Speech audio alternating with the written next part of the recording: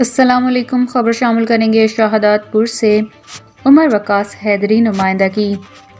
پاک civil soldier organization ضلع سانگڑ کی جانب سے ضلعی صدر غلام عباس بلوچ، سینئر نائب صدر ضلع سانگڑ محمد بخش نے شہادات پور میں پاک فوج کے ساتھ اظہار یکجہتی ریلی کا اہتمام کیا۔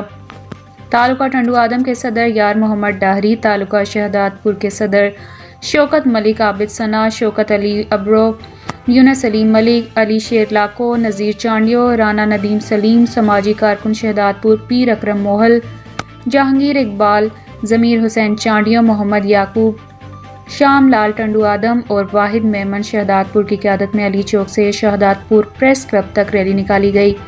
ریلی سے خطاب کرتے ہوئے رہنماؤں نے کہا کہ پاکستان اور پاکستان کے خلاف باتیں کرنے والے ملک کی بھلائی نہیں چاہتے۔ پاک فوج نے پوری دنیا میں ملک کا نام روشن کیا ہے۔ پاک فوج ملک کا مضبوط ترین ادارہ ہے۔ ہمیں اپنی پاک فوج پر فخر ہے۔ ہم ہمیشہ پاک فوج کے ساتھ ہیں۔ ہم انہیں بتانا چاہتے ہیں کہ اگر انہوں نے پاک افواج کے خلاف کوئی برائی کی تو ہم انہیں عوامی طاقت سے جواب دیں گے۔